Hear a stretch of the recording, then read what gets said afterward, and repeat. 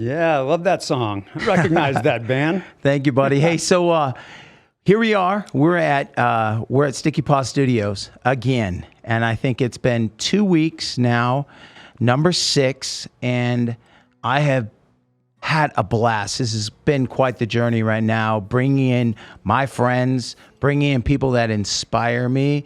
And when asked, what's your podcast about? What is it? The name is, it's unique, but what is this about?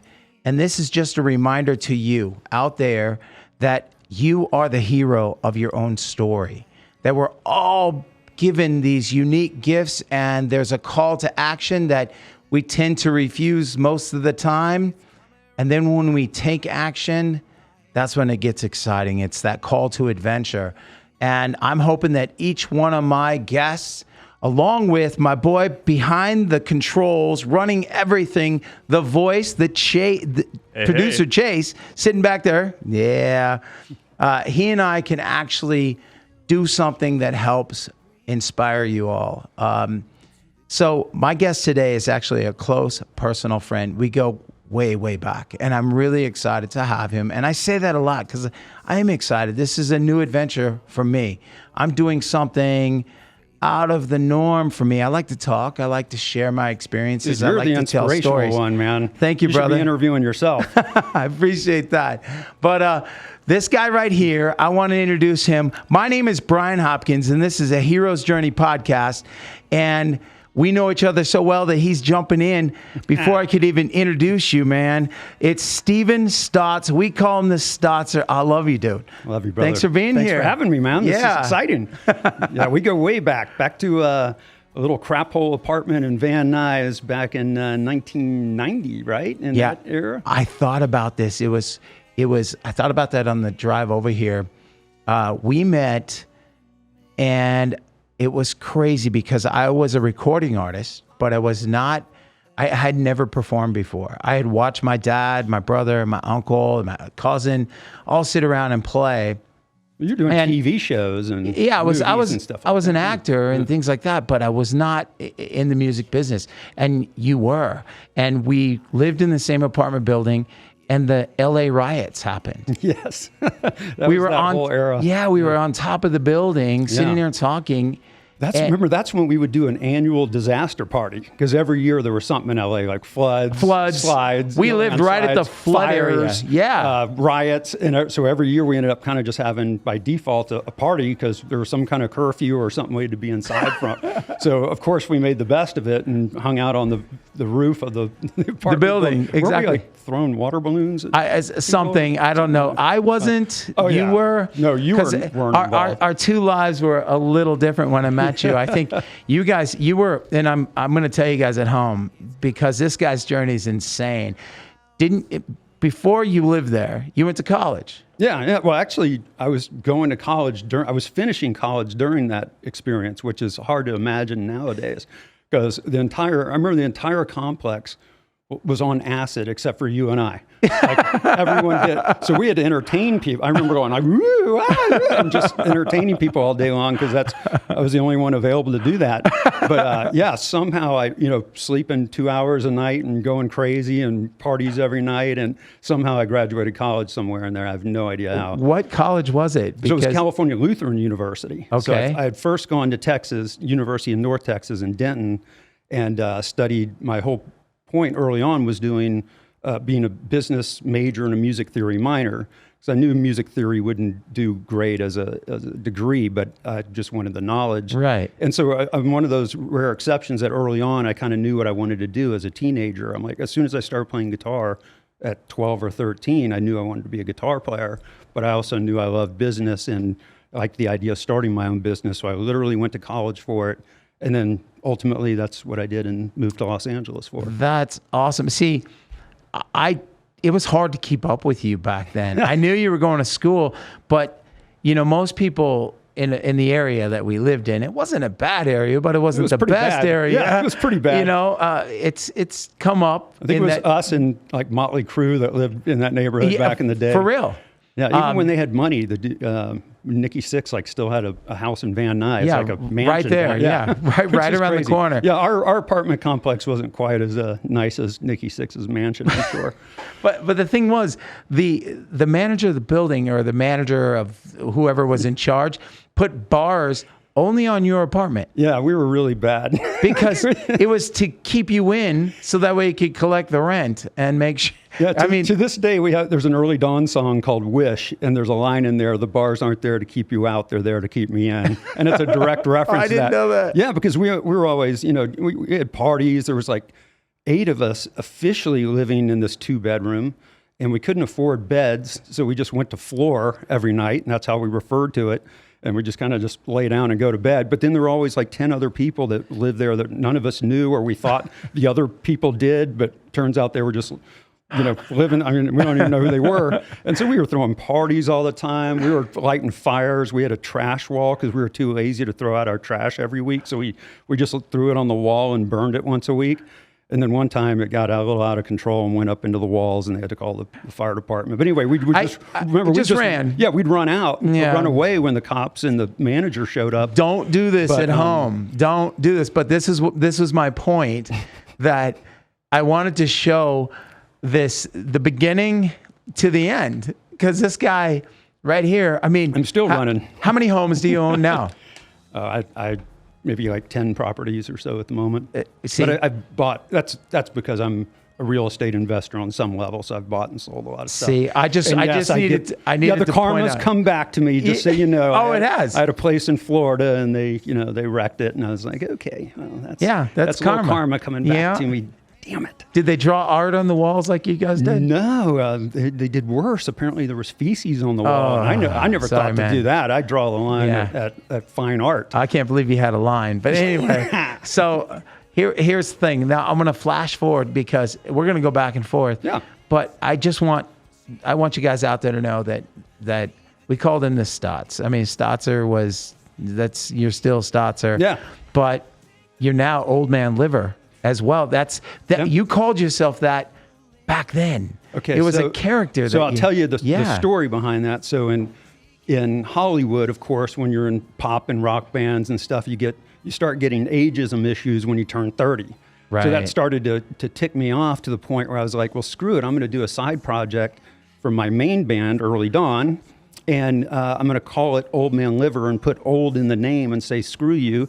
Because I'm like, I want to play guitar till like B.B. King or Les Paul did, and doing club gigs till their 80s and 90s. Right. I want to be that guy. So screw you on this ageism stuff. My new project is Old Man Liver. And so people just assumed the band was Old Man Liver, but because I was the front person, people just started calling me that. I think Alice Cooper went through the same thing. So I got used to the Old Man Liver nickname as well.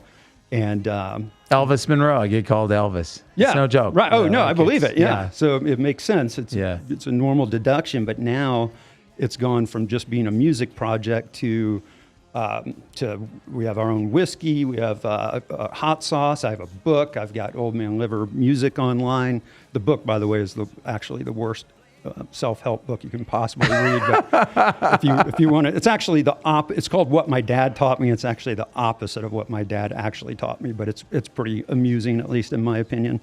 But so now we got spice mix. It's a whole product line because it's Old Man Liver just kind of represents no rules, fun. Because I'm from Louisiana originally, it's a lot of barbecue and smoked stuff. And so even the whiskey itself, I wanted to create something that was oaky, but also a little smoky and a tiny bit spicy, just bringing a little Louisiana into it. And of course, I wanted it 90 proof instead of 80 because I want to be able to brag that you'll get drunker faster than with Old Man Liver than Jim Beam or Jack Daniels. And I'm still alive. So that's amazing. Yeah, there's your camera right there. You can look at them and say, and you are still alive. Which is, as you know, is a shocker because I never expected to live past 30. I mean, I'm 22 years of borrowed time here. And there we go. So I'll take it, because you know all the. I mean, I just had that kind of luck even back in the day when we hung out. I mean, I'm the only guy I know that got attacked by Nazi skinheads twice in 1 year, and I'm white. What? So yeah, you remember didn't that? know that. Oh, dude. So, that's crazy. Yeah. might have been when we had moved to separate parts of the city or something at that point. But yeah, so even one of the first, actually the first time it was before I met you. That's what it was. That's why I hadn't been through that. So yeah, we were doing a show in Palmdale, and it was the first band I played with out in LA that we formed called Dragonera, and we were doing a block party with a bunch of other bands, and we got off the stage and early, and we just started hanging out, and I saw all these other people come around, and some guy comes up to me and starts just messing with me, and I was like, what's going on here? And his buddy was kind of circling me. I'm like, that's what? crazy. Yeah, and then Jake, bass player, he comes over, he sees what's going on. He's like, you need some help, buddy? And I'm like, I don't know what's happening here. And it turns out it was a group of it was a gang that showed up there just to kill someone, and they picked me out of the whole crowd. I'm so sorry. So ultimately, while we were kind of squaring off, a car came in the driveway and almost hit one of the guys, and the dude went after the guy in the car, and somebody backed him up, and it turned into a riot with gunfire and knives. And welcome to LA. Yeah, right. That was kind of, I just moved there, and wow. And ultimately, Jake was the one that got stabbed, and so I do remember hearing that. Remember that? Okay. Yeah, because he got stabbed in the ass. Although he'll tell you lower back, right? But it was his ass. But apparently there's some major arteries in your ass because he almost bled to death. Wow. So we had to take him to the hospital. And of course we were broke, right? So we just moved to LA. And I remember the ambulance showed up, and we were like, "How much is it?" And they're like, "What do you mean, how much is it?" And like, "How much is this going to cost?" And they're like, they'd never been asked the question before. They were just like, "Get the person to the hospital." And we're like, "No, like we don't have insurance. How much is?" And they're like, "Well, it's like $350 for the ride." And we're like, "Screw that!" And we took him back out of the ambulance, put him in my car, and I drove him to the hospital.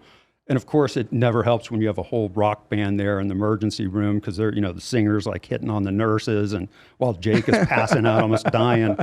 But he was in the hospital there in Palmdale for 3 days, and then finally I showed him the bill. I was like, "Dude, you realize every time you take a piss, it's like $75?" And he's like, "I'm out of here." And he just got up and left against the doctors, whatever it is. Wow. And we took on out there. Later, we realized there was a California Victims Compensation Fund where he could have actually had the whole thing covered. And well, so we didn't know that. We were young, and what's crazy is, I'm gonna take this back to a park where I watched you guys play. You and James actually were playing guitar and singing. I'd only seen my dad do that before, and my brother sing with my uncle and stuff.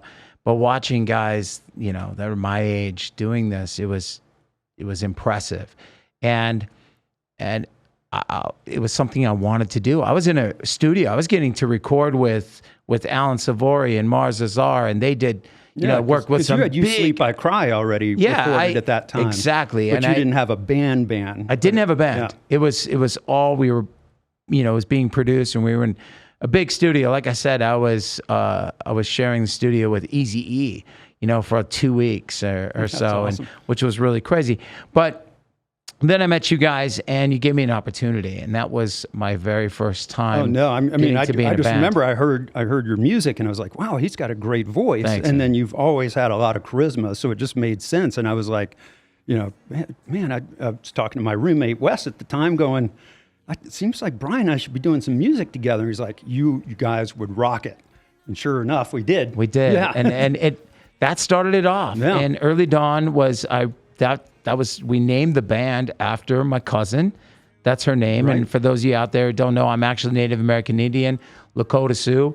So, Early Dawn, that was her real name. And we named the band after her. And it was quite the journey. I learned a lot because you guys gave me an opportunity. I remember giving you enough money to pay for a month's rent in the studio, to rehearsal studio, and then you couldn't kick me out until at least that month was up. So whether or not I got better or not, it was one of those things where I was going to get to stay. Well, thankfully my dad came in and helped us out a little bit with the money on that stuff. And speaking of, and that's something too, that here's a guy that, special. Both your parents have a special place with me, and yours too. Thank you. But it saddens me to know that they're not here anymore. But you're walking around making them proud. Thank you. And I'm really impressed with the man that you are today. That's why I wanted you here. I wanted the listeners, people watching this, to hear your story, because you came up, you did it exactly what you wanted to do. You didn't ask for any handouts, and your dad was a very successful banker, right? Investor. Yeah. He was an entrepreneur. I definitely got my entrepreneur stuff from him. So the crazy Mardi Gras 11 side I got from my mom, and the business entrepreneur side I got from my dad, and together I'm literally just a combination of that. So it's a little creative and business at the same time. But yeah, Dad was big in banking. At one point, he was vice president of the Federal Reserve Bank of Philadelphia. He started a few banks. He started a trucking factoring, receivable factoring company. He and I did a healthcare staffing company together. He started a record division just to support EARLYDAWN on one of his other companies. Just to be supportive. So even he called it Phoenix Recordings. So even to this day, my sister and I started a new business, and we called it Phoenix after him. It's kind of an investment thing, but that's incredible. Yeah, he was very inspirational on all the business side of things and the fun. But he knew the showmanship was important too, because we would do gigs, and of course everybody thought he was the record company guy because he was older, wearing a suit and stuff. Right. And I remember we'd be playing at the Whiskey A Go-Go in West Hollywood, and he'd be like, I wish we could make a distraction, like to make all the traffic stop and put some spotlights out here. And I'm like, yeah, Dad, I tried to get spotlights. West Hollywood wouldn't have anything of it. It's very But the moving ones, right? Yeah, the big one going out. So, and then at one point I did it back then, and this was pre-White Lion, where they had, a terrible incident with fire. But I used to light my hands on fire while I played a solo. Oh, wow. And I'd do like some two-handed tapping, and I'd dip my hand into a mixture and secretly light it, and then just end the solo by playing with one hand and like my arm on fire. Basically. And one time I dipped it a little too heavy, and I put my hand up, and it all just poured down my whole, and I just totally caught fire. Bro. And like Jake, our bass player, is looking at me like, can you still play? And I'm like, show must go on. And I'm like, I'm trying to put it out, and I'm burned, and I'm blistering, and I'm like, trying to get it out without being nonchalant. And then afterwards, Dad's only, it wasn't like, oh, do you need a doctor? Do you need to go? He's like, that was great effect that you did with your arm and stuff. That, special effects. Yeah, special effects. Yeah. So, I'm bleeding, and I have whatever first-degree burns. But so he appreciated the showmanship, and he was a showman too. If you saw, he did a lot of speeches and stuff like that, and so he was on a lot of boards. And but he was very inspirational, and so was my mom. Being around him was really inspiring. I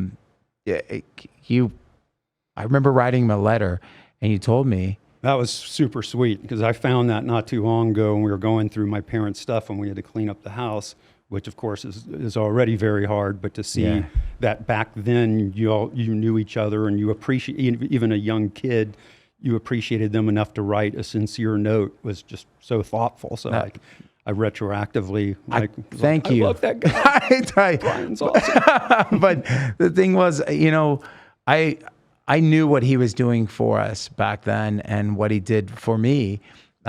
He was inspiring, and it allowed me to continue to grow.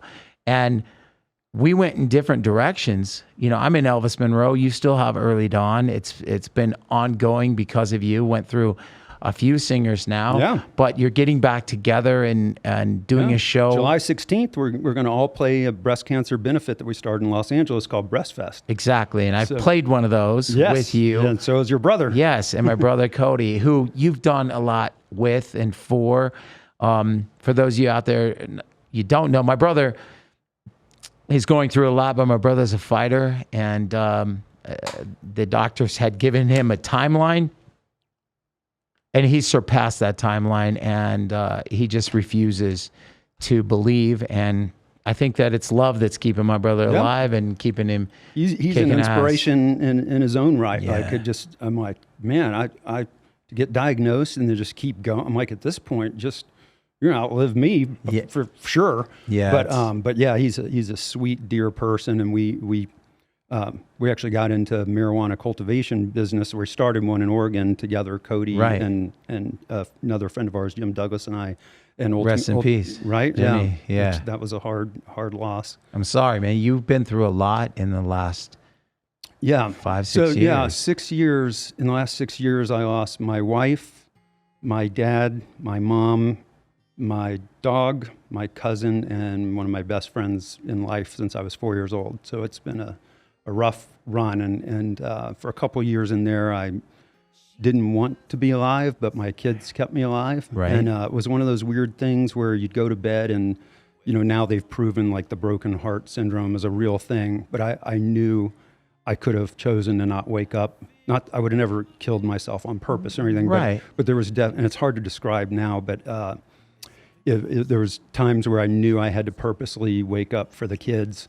And that's, and you just kind of live minute to minute, because my wife and I had been together 20 years. And the two of you were incredibly close. It was a great relationship. Yeah. We had businesses together. We started Vegas Voodoo. That you got engaged at the Whiskey A Go-Go. Yeah, apparently we made history, because the people at Whiskey told me that's never been done before. Wow. So I got on one knee right where probably Jim Morrison threw up and Ozzy pissed or whatever, Yeah. So there you go. That's, if that didn't mean romance. But the beautiful thing is that I have it all on video. Most people don't get their engagements on video, but we had even Don Misher, who's a big TV producer in Hollywood. The biggest. He was there.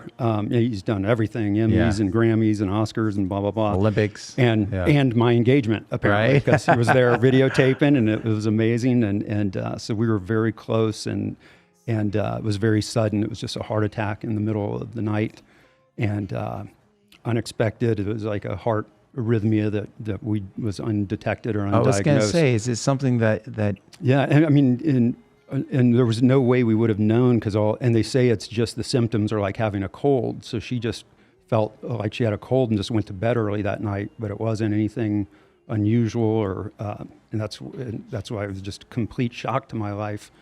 And I couldn't, for a while I had to pretend for the kids to see colors and things, and oh, look how beautiful the ocean is or the sunset, when I really couldn't see it. It was, nothing was in color at that time. And music, people were like, oh, you getting it out on your guitar, but I couldn't even pick up a guitar. No, I can't imagine. And Cody, my brother and I talked about you today before you came on the podcast. And it was one of those things where we went, you are the most upbeat, outgoing. You get people, you make them feel good.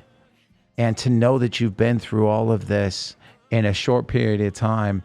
I mean, the world shut down. It's been a tough time, but you came out of this. You just bought the Pioneer, and the things when you give me a tour of the Pioneer, bro, I got to see. You got the old school candies. You told your dad, getting back to your dad. Yeah, so that was kind of... I don't want to jump over Michelle, because I loved her and I miss her. You guys were amazing. Yeah. You found somebody.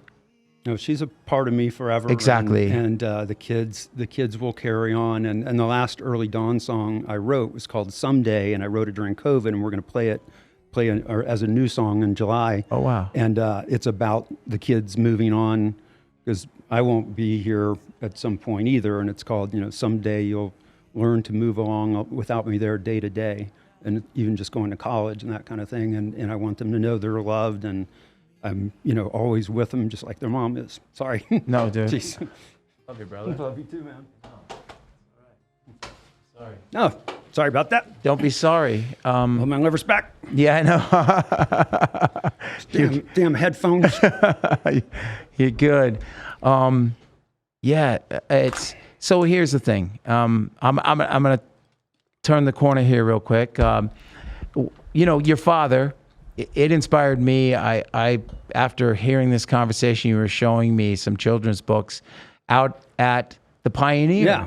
So the coolest thing about owning the Pioneer is it's a perfect combination of everything I love. It's music, it's food, it's drinking, and you're the new. I'm cutting you off. Yeah. Because he is the new owner of the Pioneer. You and Stephanie. Yes. Bought the Pioneer. My partner in business and pleasure. Yeah, she's you guys amazing. Found each other, and you actually have gone through very similar okay, stories. So get this scenario. So we're at a Christmas party. It's about 2 years after Michelle died, and I'm still not ready, or could have cared less about dating or seeing anybody or anything. I just was ready to be by myself the rest of my life, which I didn't expect to meet the love of my life anyway. So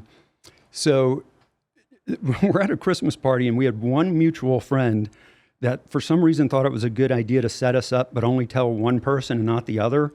So, when you set someone up, just so you know, just some word of wisdom, tell either both people that they're set up or neither, and just introduce them and get them in the same room. Yeah. Don't tell one and not the other. So our dear friend Peggy had told Stephanie, hey, you need to come to this Christmas party. And she got a couple drinks in her, and then walking over from another neighbor's house was like, and I want you to meet this guy. And she's like, oh, crap. What the hell did you do? Because she was recently divorced and not in the mood either.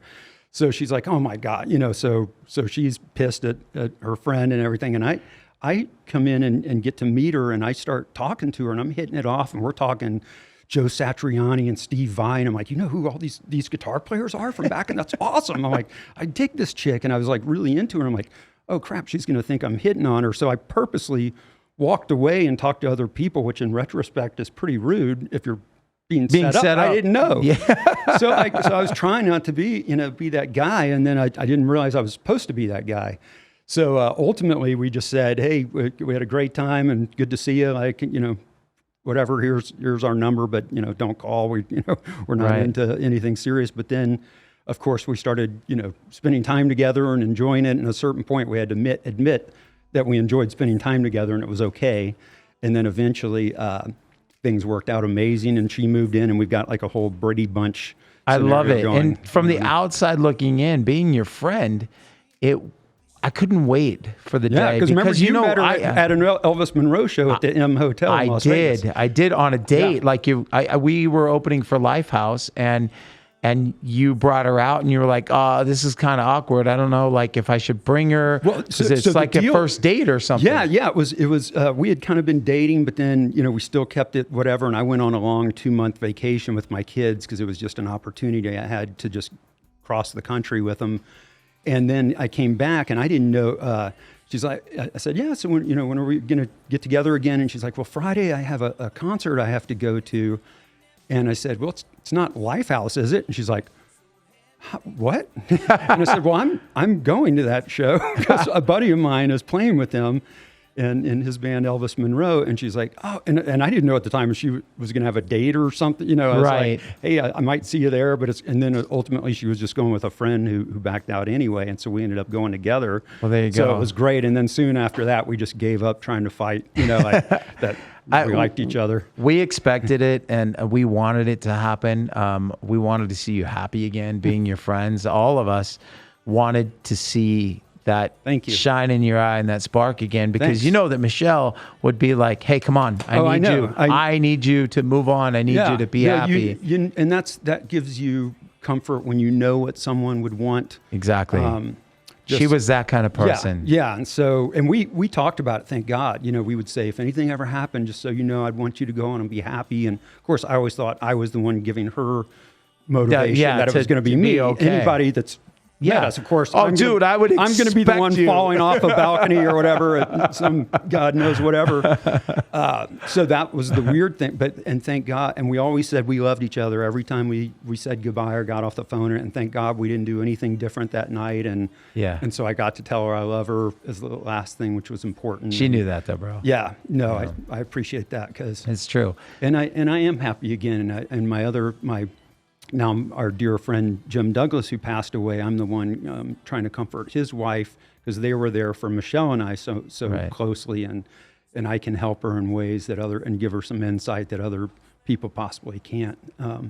So I'm, now I can, as all my friends have helped me, I can try to help my friends through some tough times. You've always been that. You always have. And again, I wasn't going to go this direction today with you, but it feels good to actually talk about it, and hopefully it does help somebody. Therapy session. Yeah. Is this Dr. Phil show? Exactly. Or is this the Brian Hopkins show? What show are we on? I didn't mean to take it this direction, but what's really cool is you are the new owner.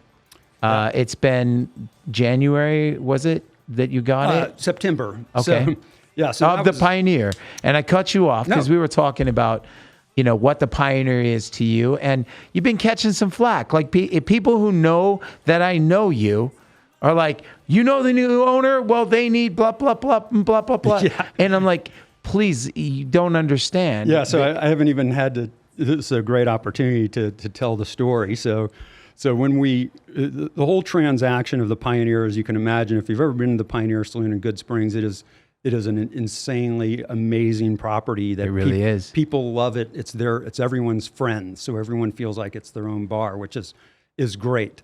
And I include myself in that. I discovered it years ago as Michelle, right after Michelle passed away.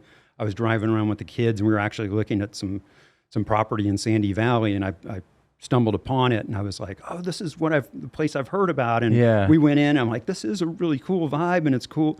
And it was a little different setup back then, but the kids remember having like a root beer float or something there. And so we've gone, Stephanie and I have gone to the Pioneer for years, and she discovered it separately through a Caesars event. So we both have always loved it. With me, it was riding Harleys. Yeah, and you had even told me about it. I told you about it, exactly. So when the opportunity came to acquire it, it was not a normal business transaction, as you can imagine. Well, one, you were looking for a place for Old Man Liver. Right. That's a crazy story in itself. Yeah, we were going to do Old Man Liver Thirst Parlor was going to be the name of our bar, somewhere in Vegas or something. But the Pioneer was just too amazing and such a perfect, great brand fit for what we wanted to do anyway. So even it's got the music, it's got the party vibe, the events, which we always threw big Mardi Gras and Halloween parties anyway. So right. Now we can do it at a cool venue that's really haunted, that kind of stuff. It's for those of you out there, it is known as the Pioneer Ghost Bar. And I'm cutting you off, but we're going to get back to that part because they say that was it Clark Gable? Yeah, Clark Gable and Carol Lombard are believed to be two of the ghosts there. And really, they didn't die there, but Carol Lombard got in a plane crash in Mount Potosi behind the Pioneer. And the story is that Clark Gable waited for 3 days at the bar. With his cigarette burn still on the bar. And he was a well-known smoker. And so people have come and touched the spots on the bar so much through the years, there's little indentations in there. That's crazy. And it's crazy. But the bigger ghost story is when in 1915, when there was a poker game. Yes. And the table is actually still there, and there are bullet holes in the wall that people believe go back to that poker game. Although we can't verify that, the poker game itself did happen, and we have all the county records of the death because this one out-of-work miner named Paul Koski got caught cheating, and the dealer, Joe Armstrong, just shot him dead on the spot. And so his body lay there for 10 hours until the coroner showed up, because, of course, this is still like horse and buggy days.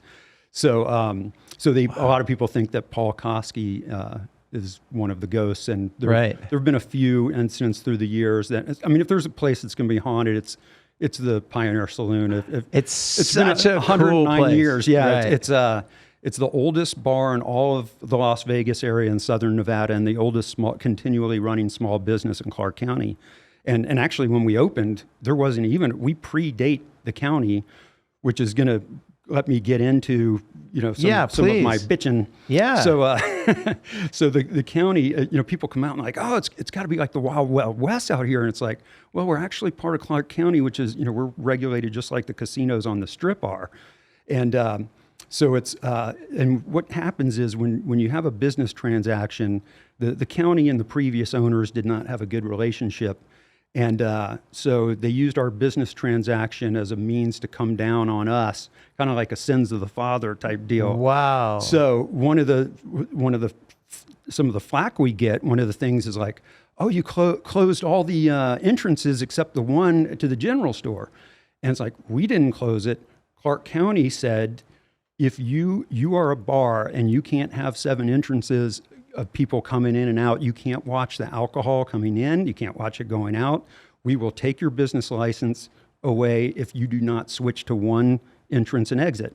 So they even put it, if you look at our business license, which it's probably public information, but it's, we have to post it at the place, it says, with the criteria of only one entrance, so that they can take it away if we change that. Oh, geez. So of course, the other thing the previous owners did was they turned it into an all ages type property. So we couldn't have the entrance in the saloon because people can't be under 21 and technically going into the bar. So we chose the general store because we're like, hey, we'll make it our own little, unique Cracker Barrel type entrance or whatever, and people Which like is to buy really merchandise cool. anyway. Yeah, Yeah. we're making a really neat thing out of it. We're actually making its own little bar where we're going to have a soda jerk and a malt station and stuff like that. So, and then it's got my Vegas Voodoo, which is a good luck charms company.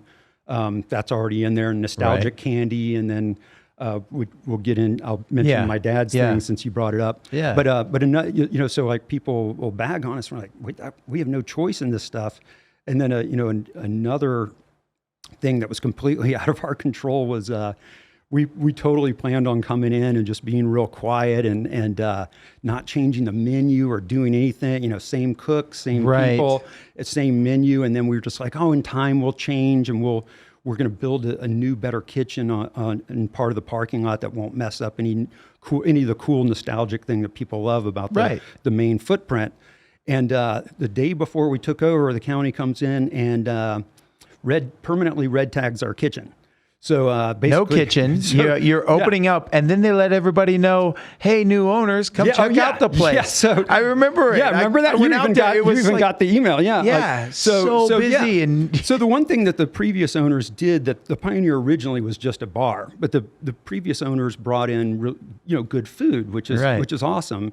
Sometimes hit or miss, but we just plan on continuing the same stuff they had and then introducing more stuff, because my goal was that it's the only burger joint in the world without French fries. So by God, I'm going to bring French fries to this place for the first time in 109 years. But all of a sudden we don't have a kitchen, and so we're like, oh crap! And we took the time to just. We were working with the county, scrambling, and they're like, no, eventually they're just like, you need to get it off the property. And I'm like, this is what they used as a kitchen, was this food trailer. And like, now we have nothing. So they expected us to just stay closed until our new kitchen was built, which we weren't going to do that. Right. As much flack as we get for the menu not being very expansive, we would have gotten much more flack being closed a year or two to wait. Everybody knows how long construction takes. And so, that was kind of a joke. I was like, hey, wait, we've got a barbecue license. So I got the fire marshal to approve grilling on the deck. And that was our way to keep hamburgers and hot dogs going. Good food. I was out there. Yeah. I had some. So we can't make street tacos too. It was really good. We're being real creative, and we just added, we just got in some meat smokers. So we're starting to add brisket and pulled pork and all this other stuff to the menu. Oh, very cool. And that's another sneakily way we can use our deck. We're not allowed to fry on the deck. The fire marshal wouldn't go that far. But we can at least start expanding our menu and improving. When I came in, I was like, the hot dogs, this is kind of just an average little hot dog you get at a convenience store or something. I want like something with real, big and beef and a proper bun and all that. So, and then we switched from frozen patties to fresh beef. So, and then a lot of now the sauces we make in-house. So everything from the guacamole to the ghost sauce, the spicy seasoning we have. Right. So we're able to start re-expanding the menu. But when they first took the food truck away, it was completely. Oh, it was nightmare. Freaking out. And like you said, the previous owners were like, "Hey, everyone, come out and support the new owners." We're like, "No, shut up! I don't want anybody coming out. This is a nightmare." And the other thing we had done was we used it as an opportunity before we took over to clean all the kitchen. We were like, we're going to make this the cleanest kitchen they've ever had, and we cleaned all the all over the saloon and the property and we got real serious, but with all the hard cleaning, the water filled up our septic tank, which, all of a sudden on day one, not only did we not have a kitchen, we had no bathroom. So we're calling the porta pots in, it was insane. So ultimately, we're going to build a new kitchen and bathroom building on the other side of the back wall in an area of the parking lot that's not used. Very cool. Yeah, it's an unused part, so it won't mess up anything that's cool, and we can have the best food that you've ever seen there. I love it. And what's great is you took a place and you didn't want to gut it or change No.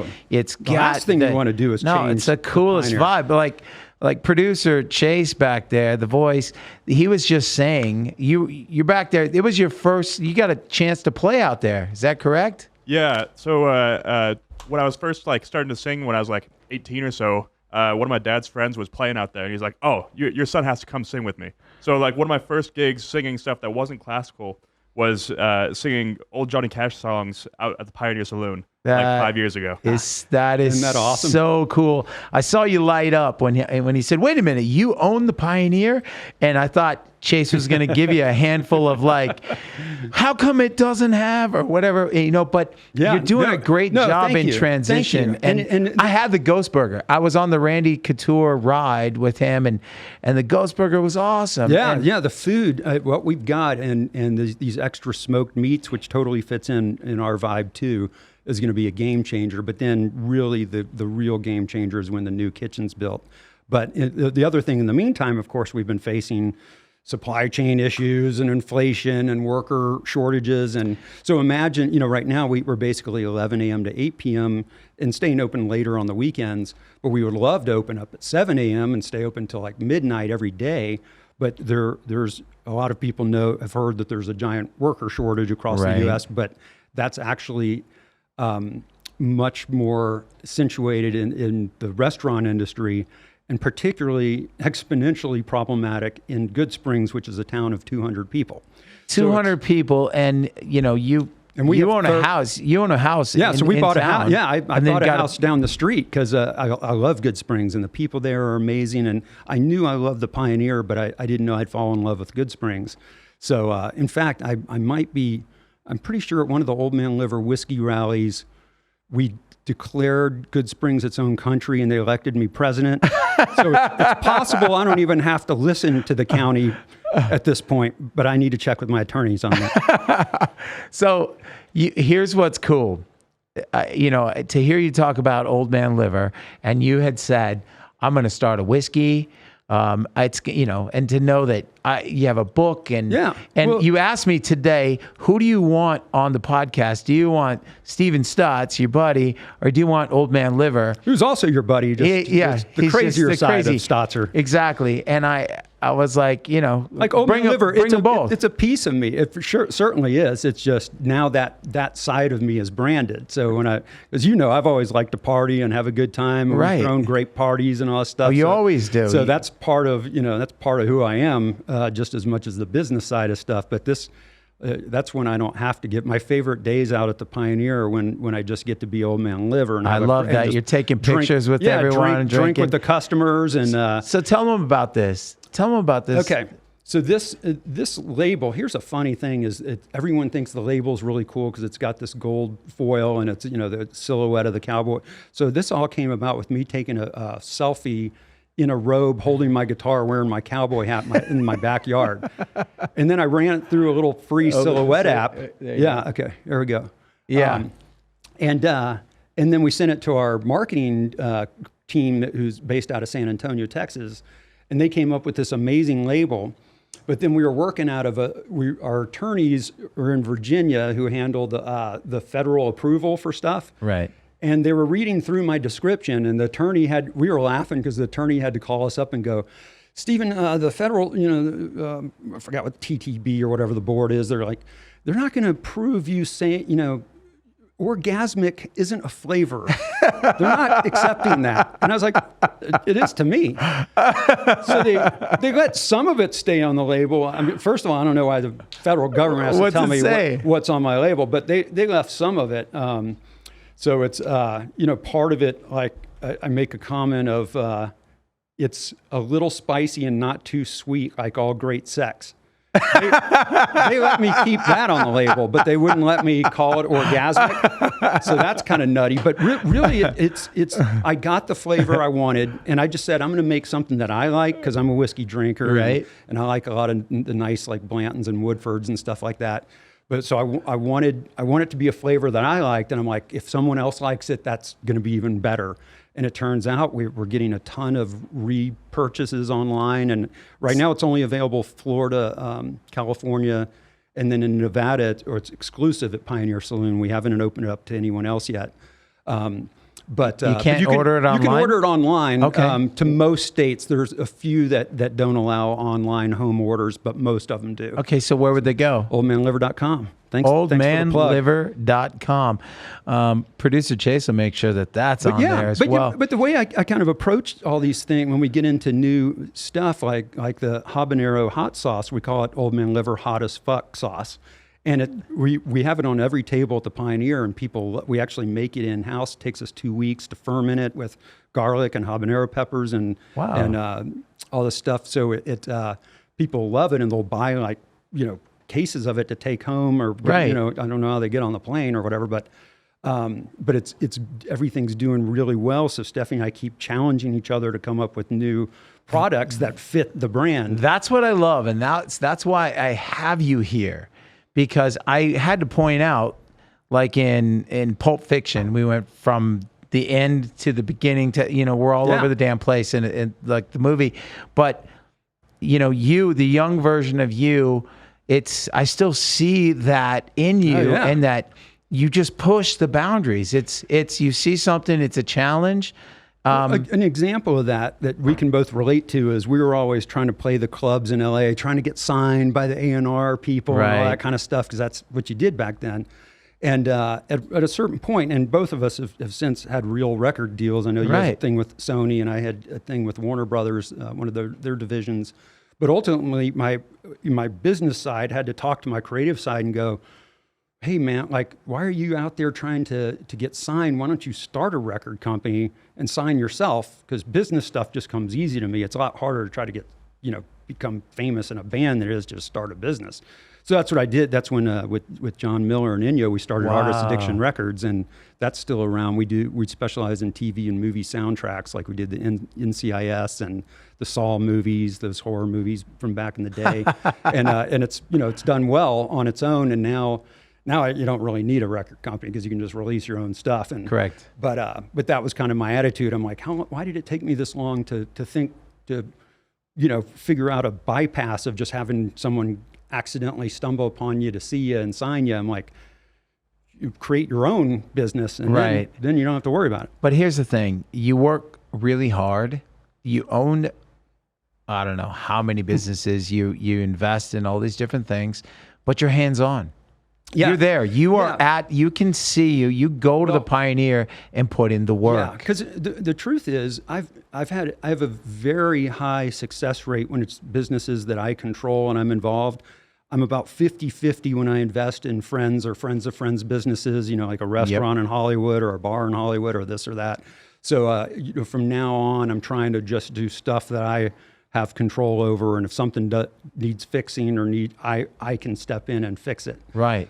Because then it will eventually be profitable, and a lot of it's just for fun anyway, which is what life is about. I tell my kids, like, you don't take money with you when you leave this earth. You don't. Like, it's about experiences and love and friendship and happiness, and that has nothing to do with money. Because we had awesome times back when we were broke as shit, and a piece of shit apartment in Van Nuys. You were scared to get in an ambulance. Yeah, right. Yeah, what's this going to cost? Yeah. So so I tell my kids who have only seen me the last 14, 15 years, I'm like, just so you know, when I moved to LA when I was 19, I didn't have shit for money. I never asked my parents for one dime, and I lost 30 pounds in 3 months. It was a fantastic diet program. But I remember eating people's leftover foods and stuff, and sitting out, and you do what you got to do. And to me, it was all part of, you're supposed to go through a starving musician and starving college student phase. I didn't know back then that I was shocked, because I didn't know that your dad and mom were so successful. You didn't put off that. You were just like one of us. We were chasing the dream and going after the things that we wanted to go after, and building them from the ground up. And we were doing it together. We were doing it separately. Yeah. We're still doing it together. Exactly. And that's the cool part. But, until your dad came along and said, hey, this is what I would like to do and be a part of. I was like, what? You know, like, Yeah, and I had no idea. He was successful, but he never wanted to spoil me, of course. Exactly. But when he saw what we had, it was a legitimate investment for him. He's like, I think these guys are going to do well. Yeah. And it wasn't just because he never did something just because I was his son. Right. It was like, oh, you know how to do this. Same with the healthcare staffing company. When I worked, when I was operations manager for a healthcare staffing company in LA, he was like, why don't we do this ourselves? And because he saw I was successful and I opened up other, branches in other states and stuff like that. He's like, we should be doing that for ourselves. And I'm like, yeah, that's a good point. It's and I throw this word around a lot, and I'll do it a lot on this podcast, but it's inspiring. And what we want to do, what I want to do here, and with the help of producer Chase, the voice back there, is bring our guests in like you who have gone through so much. And we talked about some of the dark times. We talked about some of that's part of the journey. It is part of it. And to know that there are things that you get, if you've done 30, 40 things, which you've done, and I'm learning as we're sitting here talking as friends, the other things that you've done that we're catching up with, it just happens to be, being recorded at the same time. Yeah. It's new to me, and it inspires me. It's that you answered to the call to action. You answered to the call to adventure. And it didn't always work out. Like you said, it's 50-50. Yeah. You're going to have failures. And that's crash. How life is supposed to be. It's a roller coaster. It's not just, I don't know, Beryl, one of my favorite expressions is that I tell the kids, it's a short walk from the penthouse to the outhouse. So don't get too cocky if things are going well, because you don't know what's going to happen the next month. So just and that's the attitude Stephanie and I've had. This is our Pioneer Saloon is our third business together. But if what we've done didn't work out and we ended up on the streets, we'd have a blast with just a box under a freeway. We were like, we'd make the best of it. We'd laugh and probably get thrown in jail for indecent activities in public. But that's our attitude. It's like, hey, we don't know what's going to happen next. But as long as you're with that person that can make that journey with you, through the good times and the bad times, that's the key. Yeah. Well, have you had fun so far today? Man, this has been a blast, brother. Yeah. You are obviously, Bryan's a dear friend for life, and his whole family is amazing. Thank you. And I love you, and thank you for having me on. We're not done. We're going to call my mom. Oh, all right. But I wanted you to know, and thank you for that. That was nice. True. But I feel the same way. And for the record, I've hung out with his parents several times, and even your dad and I've had, even back in the Van Nuys days, like you'd go to sleep and he'd come over sometimes and hang out and stuff. Yeah, we've had some good times. Exactly. I grew up with my parents. I say that they're my heroes. They are awesome. I don't want to skip over this because it's mentioning your dad. I dreamt about, I would say, maybe it's a month now. A children's book. I had dreamt this children's book that actually has taken on life, and I'm doing this right now and telling this story. And I got inspired by your dad used to tell you stories growing up. Yes. So he called them monkey, mouse, and elephant stories, and every night he would tell them to my sister and I when we were little. And it always started the same way, like the monkey rode on the elephant's back and the mouse on the monkey's head, and they went thump, thump, thump through the jungle. And it had like a whole starting theme, and then each story was different and always told a good message, like, acceptance and, those kind of things. Mm-hmm. And so we always told him, we were like, Dad, those would make great children's books. And he's like, really? And Dad's written a lot of, money and banking and, that kind of stuff. But I think he would have been more proud of these monkey, mouse, and elephant books. But he unfortunately succumbed to Alzheimer's, and he had a few really tough years before he passed away from it. I remember that. And it was too late for him to get the project done himself. And so luckily he dictated these stories to his secretary, as they were called back in the day. They weren't assistants. Right. And so we had to go through literally like old floppy disks to find the stuff. But we found it, and we found illustrators to bring it to life. And so my sister and I finished that monkey, mouse, and elephant project after he passed away. and we sell them in the Goodsprings General Store. They're $10 a piece, and 100% of the money goes to the Alzheimer's Association. That's amazing. When you told me that story, I got emotional. Standing there, knowing what kind of man your father was, and how you keep that alive. Because I say that we keep those who are close to us alive by talking about them. You're right, and then just the energy that they exactly. There's passing on the stories. This today might have been a little self-indulgent for you and I to sit here and talk about some of these things, but it may relate to someone out there. But you've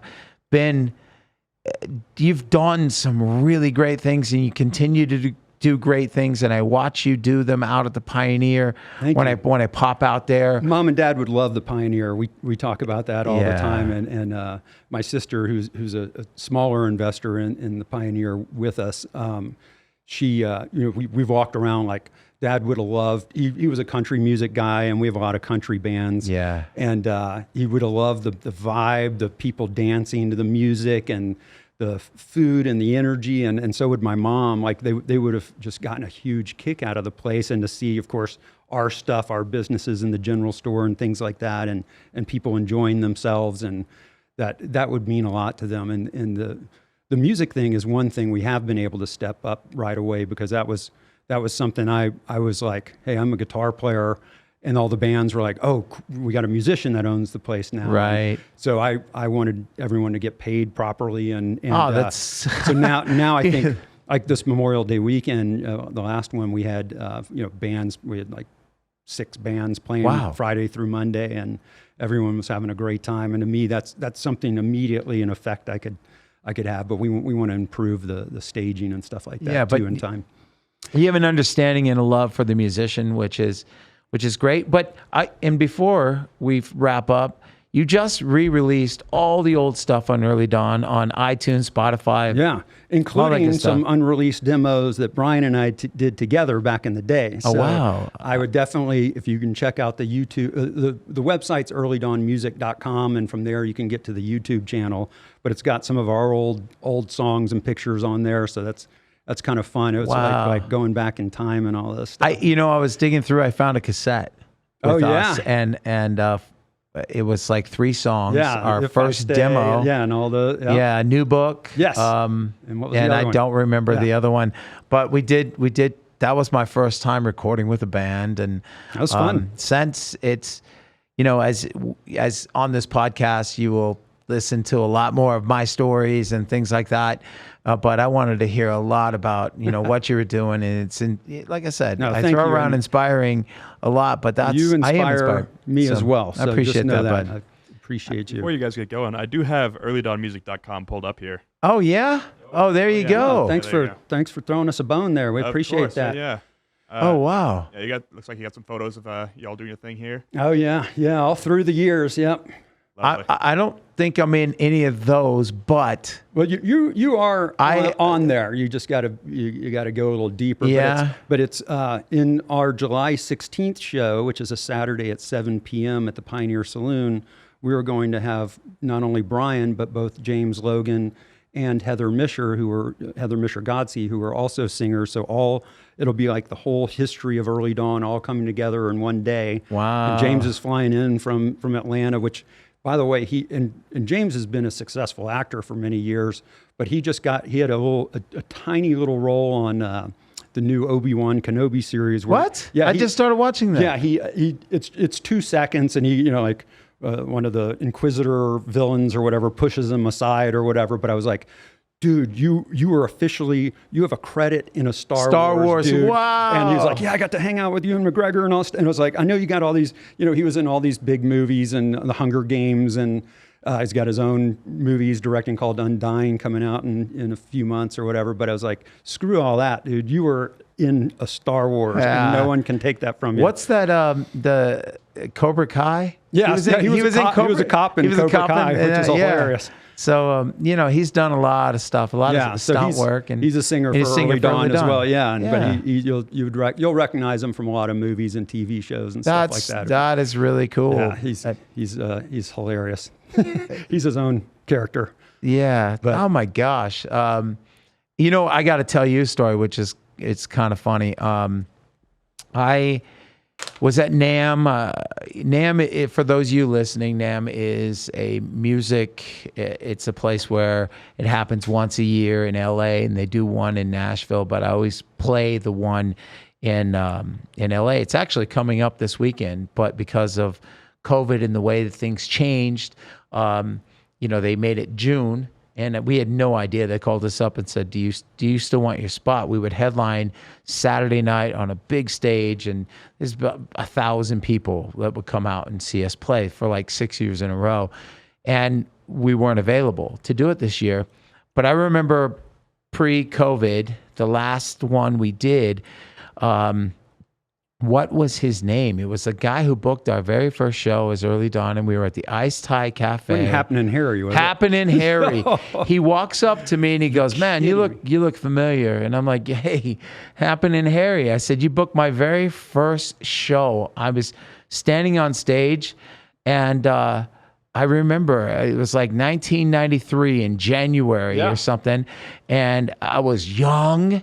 And what's ironic is both Heather and James, who were subsequent singers for Early Dawn, were in the audience that night. That's crazy. Well, we're doing our very first show.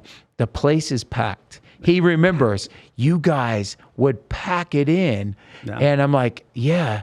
And he goes, "And you were not good," meaning me. He goes, you were, and I'm like, "Hey." Yes, you were. And he goes, "No, this is what he said to me, right? You were not good." He goes, I said, because he knew the band now. He's like, he knew that, "Hey, man." And he goes, "I'm just saying, you've come a long way." I walked away, and Nicole's like, "What a dick." And I'm like, I go, "Well, in a way, I wasn't. I kept working at it. It was something that I wanted so bad." Well, we all improved quite a bit through the years. But I wanted it so bad that I just kept working at it, because you guys were so light years ahead of me. As musicians, you went to school, you went to college. It was a minor, in what you did. So, but you always had it. You always had a great voice. You always had the charisma. It was just a matter of time and practice. It was practice. I needed, but my brother said, "Hey, don't believe him. Like, he didn't suck that bad. You guys filled that room. Like anytime he wanted a big show, he called you guys, and it would be packed."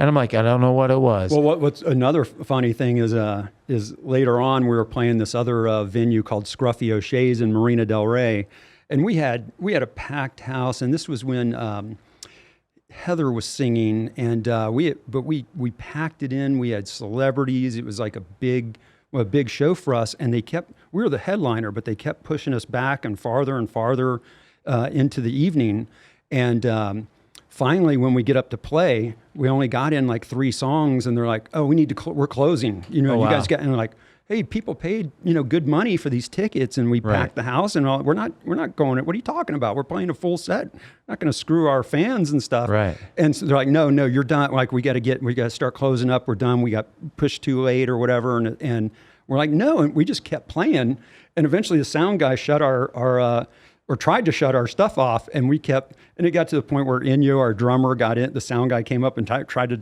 grab the drumsticks out of his hands, which Inyo, that was not a good idea. So people were squaring off, and it was like, and I started singing the song. I go, "Scruffy sucks," and I had this AC/DC lick in my head, sounding lick in my head, and I start going, dun dun dun dun dun dun dun dun, "Scruffy sucks," dun dun dun dun dun, and ultimately the song later became Swerve, because everyone liked the groove of it. And then we're like, well, we can't call it Scruffy Sucks, because that's a terrible name for a song. And Jake's like, well, let's call it Swerve. And Heather came up with a melody. And to this day, that's our song that's been on the most TV shows and movies and backgrounds of stuff, our little mini hit or whatever.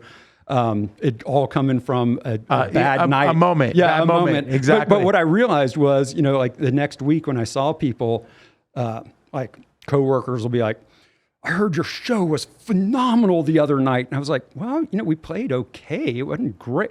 And then I realized the drama is what people That's- like to yeah. show. Yeah, That's- I was like, Your we dad got- would have been proud. Right, yeah, right, your yeah, dad right. would have He's been like, proud. you He'd have guys been like, did that on "You purpose, did didn't it." you? Yeah, It was all organic, to use Yeah. a more modern term or whatever. Exactly. So Your good dad call. would have been Yeah. proud. Right on. You know, but hey, let's call my mom. Let's call Mom. Yeah, let's call my mama and see what. Brian's brother Cody has an incredible voice as well. Oh my gosh, my brother done is some shows. my brother Cody is an amazing singer, Yeah. and I've talked about him on a couple of podcasts. Oh, yeah. Like, He's phenomenal. Hello, son. hey, mama, how are you? No. Can you hear me? Hello. Hello, no, not Hello. again. Oh, call Hello. my phone. Hello. Oh my gosh, you gotta be kidding So you me. do a call mama segment? Yeah. That's so awesome. Yeah, I mean, come on, it's my mom. What about your dad? Well, my dad never called my dad's chopped phone. chopped Yeah. liver over here? Like Yeah, that old man liver, chopped liver? Hello, son. can you hear me now? Yes, I can. Okay, so I'm sitting here. I've got the voice, producer Chase. He says hello, and I'm Good sitting. evening. Yeah, Chase. she said good evening, and I'm can't sitting hear here that. with the Staatser. What's happening, Mama?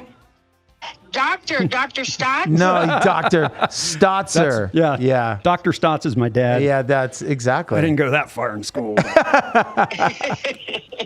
No, I'm having a blast with your son here. So Thanks for letting me borrow him. This has been a lot of fun. And how cool is it that your son has his own podcast show? I mean, No, what makes it cool, hon, is that he calls me at the end of every show. Now, that's the cool part. right, including his mom in a podcast. That is awesome. You got some super cool points on that one there. That's killer. Because he's got a super cool mom. No, I agree. I was just talking about how much fun y'all. I mean, we've hung out even when Bryan and Cody aren't there. But yeah, it's great. Are you got your new whiskey out? Yeah. So Brian's helping me promote the whiskey, and so yeah, we're it's online and Old in man most liver. states. But I heard it's the only one good for your liver.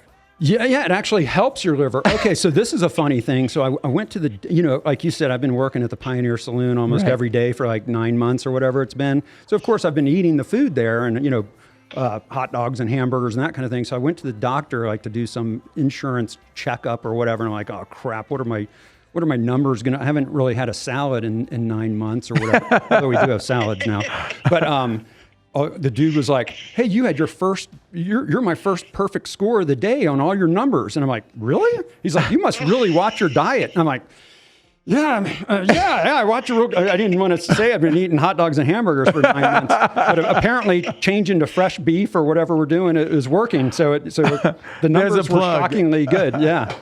Yeah, it's actually the whiskey elixir. Yes. Oh, now you need a wagon to go from town to town and hire a Right. Well, somebody. Yeah. during COVID, I was trying to do a commercial where I said, hey, like the liquor, it may cure COVID. You don't know. You can't. And then, of course, my publicists and attorneys wouldn't let me release it. Bastards. No. They just tell me what to do. for he's got a thousands of dollars. publicist and yeah. Yeah, and I have a lawyer. I have a team of attorneys that love to tell me what to do and charge me for Yeah. it. Well, you keep putting me on the pod with you, Brian, and you may need one too. I know, huh? Yeah, because you're so Yeah. popular, Mama. Hey, give Dad our love and thank you for answering. Yes, well, I don't know. There's a spirit around here that does not want me to be on this cast with you, the podcast. It's doing everything It's a it ghost can. from the Pioneer. I can hear you. I mean, I can't hear you, but you can hear me. Well, So that's crazy. Yeah, normally she doesn't pick up your calls. except that's true. Just It's on the podcast. just on the days. podcast Yeah. she answers. She tries to answer. No, Well, they're we so sweet. I love Yeah. you. I love you too. Yeah. And hugs to everybody. Steven says he loves you. And give Dad our love, and we will talk to you soon. All right, Mama? Well, tell him I said that I'm sorry he can't see me. I hear He that. heard that. All right. Okay. Hey, All right. he brought everybody a bottle of whiskey today. So No, he didn't. Everyone scored. You'll have to get yours in person. Yeah, we'll have to mail you yours. Yeah. Sorry. All right. I love you. Okay. I love you Okay. too. Have a good evening. All right. Bye. Night, guys. Good night. All right. awesome. So the segment of calling my mom, That's awesome. It actually kind of worked out. What do you think of my logo? Dude, that's awesome. I was pointing it out, before we started the show. I'm like, it's killer. Like, Yeah. who created that for you? It's a friend of mine. It's funny because I say I hate social media, but it's only because it takes so much work. It's like a You job. hate social media when you have a podcast. I know, and it's YouTube channel. Exactly. But you need all these things. But it's a have to. full-time job It is. to try and keep up with all these things. But because of social media, I became a fan of this guy. And he does art of rock stars. Like some of my favorite rock stars, I saw them just pop up. He goes by rock and roll asshole. Is his He does signature on it? Rob Bourbon, as in a drink. Hey, Yeah, exactly. I like him. Rob Bourbon. Haven't met him yet, but I like him. He's Czechoslovakian, but he lives in Germany. And he did this for me for this. And there's a shout out. Go follow Rob on Instagram, everybody. I'm grateful to him. I'm grateful to the Sticky Paw Studios. The whole team here is amazing. Thank you for bringing them all a bottle of whiskey. Absolutely. That was amazing. John Orlando at Action Junkies, he gets his coming here real soon. And Steven Staats, owner of the Pioneer, owner of all these different things, the guitar player for the band EARLYDAWN, who my cousin still loves to this day. You're keeping her name alive. Absolutely. And She said she's coming to the show. she is too, coming to so the show. She's a nurse now, and she's just crushing it, saving people's lives. I'm proud Way of to her. go, Early Dawn. But Steven, thank you, buddy. I Thank love you, Brian. man. I love you too. Thank you for being everything. here. You're an inspiration in and of itself. So Thank you, bud. So I'm having a good time, and I'm hoping that what we talked about, it may be a little bit self-indulgent today because he's such a good friend, and we had so many stories. It's fun. But It's good therapy for me too. Thank you. it was good for me, and so a shout And out. I'm just to a little bit aroused, just so you know, just being this close to you, because he is very charismatic, and it doesn't matter if you're male or female or otherwise. No one can get away from Brian's charisma. I'm telling you, even the people in the other rooms and crap. I'm embarrassed and I'm just saying, flattered, you're and thanks, very- brother. Stay I'm over gonna touch there. myself. Stay over there. So, again, I want to thank everybody. Thank Sticky Paw Studios, my boy Chase. Say goodbye to everybody, bud. See you later, guys. And Chase. we will be back again. And I'm hoping that this helps you step into that little special world. You remember that you're the hero of your own story. You are the one capable of doing whatever it is that you want to work hard for. Steven is proof of that today. He didn't say no to a lot of things, obviously, and he takes on all these challenges. And I hope that what we talked about today helps you as well. And I am Brian Hopkins, lead singer and songwriter of Elvis Monroe. If I didn't mention that earlier, I'm proud to be doing and chasing what I love to do, and I'm proud to have this podcast. This is a hero's journey, and we will talk to you soon. Chase that adventure, everybody. Dream, and I believe it's coming around to me.